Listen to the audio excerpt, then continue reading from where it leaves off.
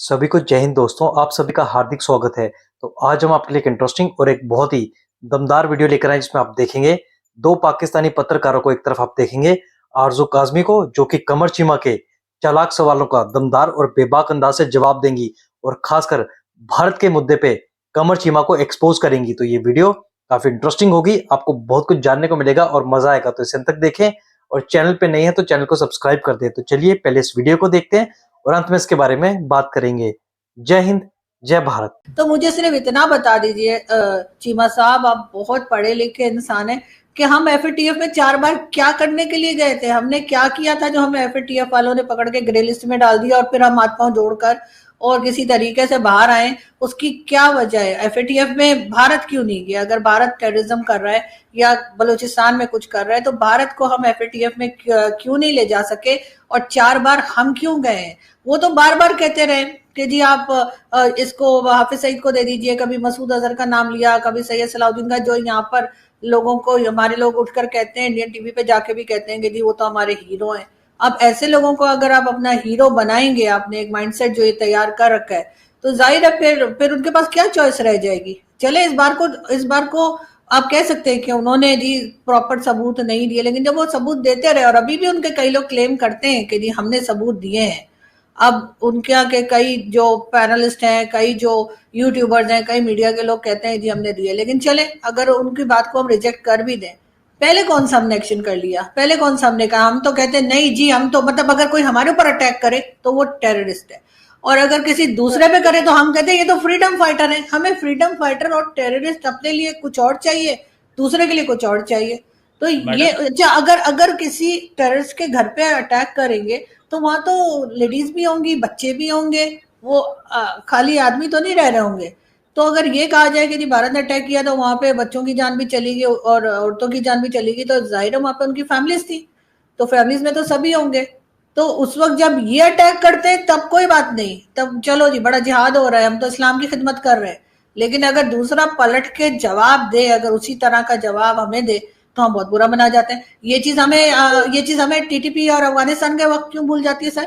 अफगानिस्तान वाले जो कर रहे हैं हमारे साथ, उधर तो हमारे कोई ना जोश आ रहा है, ना हम कह रहे हैं कि हम अटैक कर देंगे, ना हम कुछ कर देंगे। इसलिए कि अफगानिस्तान ने कहा था कि अगर होशियारियां की, हमें कुछ बोला कि हम जो है न्यूक्लियर वेपन चला देंगे, कुछ कर देंगे, तो हम चलते फिरते 4-5 न्यूक्लियर वेपन वहां भेज देंगे पाकिस्तान में और तुम लोगों की तबीयत साफ हो जाएगी। ऐसा उनका स्टेटमेंट है, उनके मिनिस्टर का स्टेटमेंट है सर।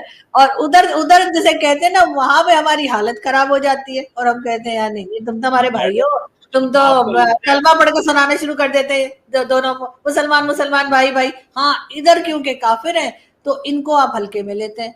अब मगर वो अब सुनने को तैयार नहीं ना, उन्होंने 78 ईयर्स हमें भुगत लिया है पाकिस्तान को। वैसे तो आप तो सीधा सीधा ये कह रही हैं कि हमला जो है पहलगाम में पाकिस्तान ने करवाया।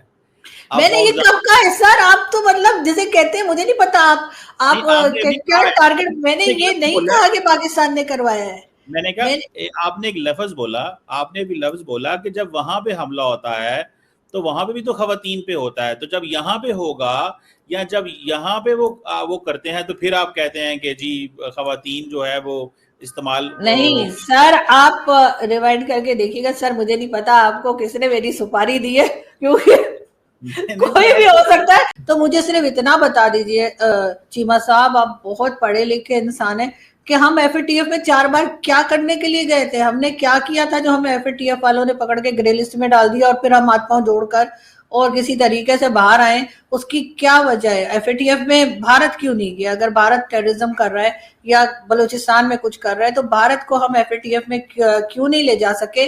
और 4 बार हम क्यों गए हैं? वो तो बार बार कहते रहे कि जी आप इसको हाफिज सईद को दे दीजिए, कभी चीमा, तुम्हें खुद को पूछना चाहिए कि बार बार पाकिस्तान क्यों एफएटीएफ की ग्रे लिस्ट में जाता है और बार बार बचता है ब्लैक लिस्ट में जाने से। अगली बार ग्रे लिस्ट नहीं होगी, ब्लैक लिस्ट होगी और पाकिस्तान का बुरा से बुरा हाल हो जाएगा। भारत ने कई बार पाकिस्तान को बोला कि सुधर जाओ, पर तुम है कि सुधरने का नाम नहीं ले रहे। और जो तुम बार बार आईएमएफ और वर्ल्ड बैंक से लोन लेते हो, जो कि लगभग 26 से 27 बार तुम लोन ले चुके हो, उसे अब लोन नहीं, उसे बी कहते हैं। और आरजू काज़मी ने बिल्कुल सही कहा कि इस बार काफिरों को हल्के में नहीं लेना। अगर काफिर गीता और रामायण सुनता है तो वो महाभारत भी कर सकता है। सर मैंने ये कहा कि जब अटैक पाकिस्तान के ऊपर जब अटैक होता है, किसी को टारगेट करता है भारत, तो वहां पे तो सर फैमिलीज होंगी ही ना, क्योंकि वो जो लोग होंगे, चाहे वो टेररिस्ट हो कुछ हो, उनकी फैमिलीज होंगी, तो उसमें बच्चे भी होंगे, उसमें लेडीज भी होंगी। मैंने तो ये नहीं कहा कि वहां पर जो आप बता रहे हो वो तो मैंने ऐसी कोई बात नहीं की है। मैं ये बता रही हूँ कि जब किसी को टारगेट किया जाएगा, फॉर एग्जाम्पल जैसे दाऊद इब्राहिम कहा जाता है कि हमारे यहाँ कहा जाता है, ठीक है ना, जावेद मियादाद के समधी हैं, लेकिन हमारे लोग पता नहीं उनको पहचानते नहीं है। तो अगर उनके घर पे अटैक हो तो घर में अकेले तो नहीं रह रहे होंगे ना, या सिर्फ मर्द ही तो नहीं होंगे वहां पे, यकीनन कोई बच्चे भी होंगे, कोई लेडीज भी होंगी। तो ये बात है ना कि अगर भारत ने हमला किया और उसमें लेडीज और बच्चों की जाने गई, तो जाहिर है कि वो जो टेररिस्ट थे उनकी फैमिलीज थी वहां पे। तो अब ये कहना कि जी उन्होंने तो बच्चों को मार दिया, अब वो इस तरह की तो कोई चीज शायद अभी तक निकली नहीं है कि वो चुन चुन के, जो शेख रशीद साहब कहते थे हम पाव पाव के बम भारत में फेंकेंगे और वो सिर्फ हिंदुओं को मारेंगे, मुसलमानों को छोड़ देंगे। ऐसी कोई बात भारत से मैंने कभी नहीं सुनी कि वो बोलेंगे हमारे पास पाव पाव के बम है, जो हम फेंकेंगे वो सिर्फ मुसलमानों को मारेंगे और हिंदुओं को छोड़ देंगे। ये वाली नफरतें जो हम सर लेकर आते हैं ना, और उसके बाद हम खुद ही खुद ही हरकतें करते हैं, खुद ही विक्टिम बन जाते हैं। ओ जी हमारे तो लोग मारे गए 80,000। ओ भाई हम हरकतें ऐसी कर रहे हैं, हमारे लोग 80,000 मारे गए। अब किसी दूसरे ने आगे थोड़ी कहा था हमें कि आप वॉर ऑफ टेरर में कूद जाओ, उसके बाद पैसा लो और डबल गेम खेलो। सर ये तो हम करते आए। मैडम आप अब इतना लंबी चौड़ी चार्जशीट आपने लगा दी है अब, लेकिन सवाल भी सीधा यही बनता है कि पाकिस्तानी साइड ये कह रही है कि अब हम थक गए हैं, अब हम इंडिया को पहले हमला नहीं करने देंगे और हम वो जिसे कहते हैं ना, हम पहले ही जवाब दे देंगे। तो ये सर ये तो हमने कारगिल के टाइम पे भी किया था सर, हमने कारगिल में भी तो एक एडवेंचर करने की कोशिश की थी कि हमने पहले ही अटैक कर देंगे और जो कश्मीर ले लेंगे। उस वक्त जो जनरल परवेज मुशर्रफ की इस वक्त की अगर स्टेटमेंट्स को देखा जाए कि वो कश्मीर टारगेट था और ये था, तो सर इस किस्म के जो कहते हैं ना कि हम पहले अटैक कर देंगे वाले ब्लंडर हम पहले भी करते रहे, और अभी तक मुझे लगता नहीं कि हम सुधरे हैं या हम सुधरेंगे। सर हम यानी कि कहना आप तो कह नहीं रही हैं कि चाहिए। भारत हमला करता रहे, हम बाद में जवाब दें। दिस इज कब व्हाट किया सर, भारत ने कितनी बार हमला किया मुझे बताइए। ये जो अभी मई में हमला किया 7 नहीं तारीख। सर वो तो आपको पता है ना कि जो कुछ वहां पर हुआ था, उसके बाद आप तो ऐसे कह रहे हैं जैसे वो 78 ईयर से बस हमारे ऊपर ही हमले करते जा रहे हैं। वो तो कब से कह रहे हैं। आप दो बंदे दे दीजिए, हाफिज सईद और मसूद अजहर, तो उसके बाद भाई देखिए हाफिज सब सही हो सईद और जाएगा। मसूद अजहर, हाफिज सईद तो भाई उसके ऊपर देखें, पाकिस्तान, आपने एफएटीएफ का जिक्र किया, पाकिस्तान एफएटीएफ का से बाहर आया था, हाफिज सईद को सजा हो गई, जेल चला गया, डॉक्यूमेंट एफएटीएफ को दिखाया तो एफएटीएफ ने उससे निकाला था। आपको पता है एफएटीएफ कैसे पाकिस्तान को निकालेगा? जो आज से देखें, आज से 4 साल 5 साल पहले निकाला था।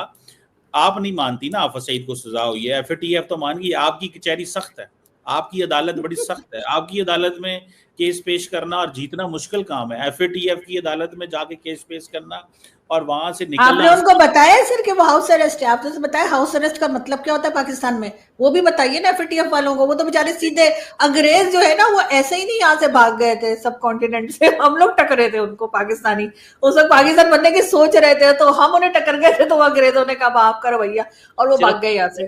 टकरे थे और भी जो इस खत्ते के लोग हैं सारे टकरे थे। आप पाकिस्तान, मगर ज्यादा अभी लोग थे, ज्यादातर जो पाकिस्तान आए ना, ये इल्जाम भी पाकिस्तान पे लगा दिया है, तो लगा सर दे ज्यादातर पाकिस्तान। हमारी साइड है सर, इस तरफ के लोग ज्यादा होंगे मेरा ख्याल है, वहां के भी होंगे।